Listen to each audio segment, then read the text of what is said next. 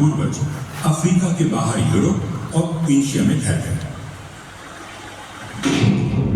होमो हाइडेलबर्गेंसिस से कई नई संबंधित प्रजातियां विकसित हुई।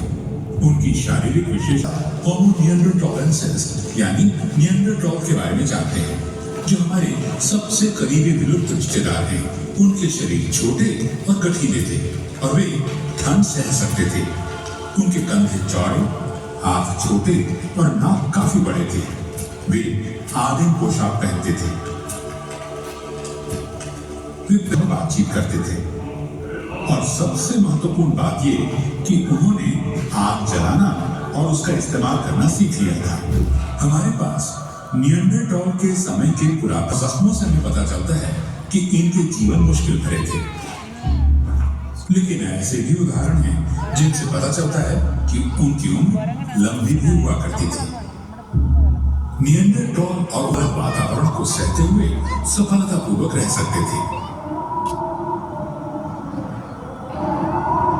लगभग 7,000 साल पहले अफ्रीका में विकसित एक नई प्रजाति बाहर फैलने लगी।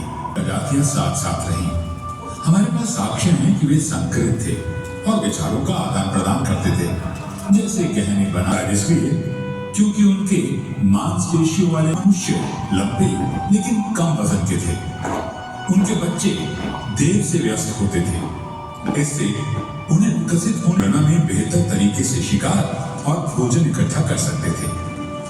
उन्होंने हैंडल युक्त औजार, बेहतर भाले, छेद वाली सुई, हाथुन और गहने बनाए।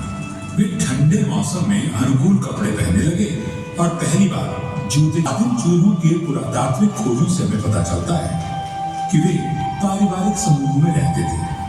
आग हर समय मौजूद रहती थी।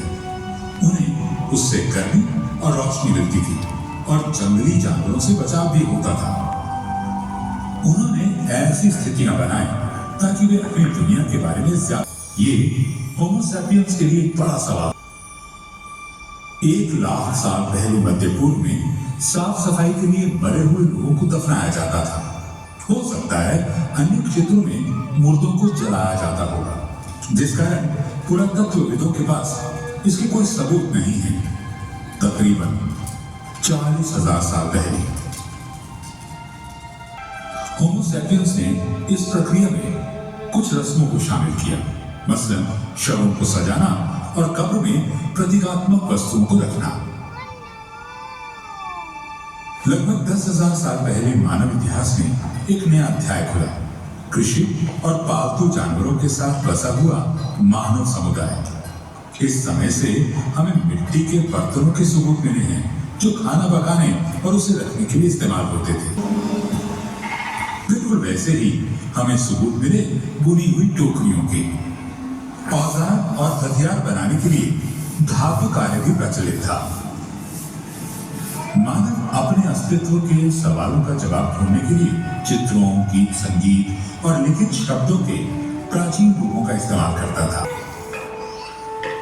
और वे गांव मानव संस्कृति के उद्गम स्थल बन गए। लाखों सालों तक हमारे पूर्वजों की आबादी 10 लाख से भी कम थी। होमो सैपियंस के आने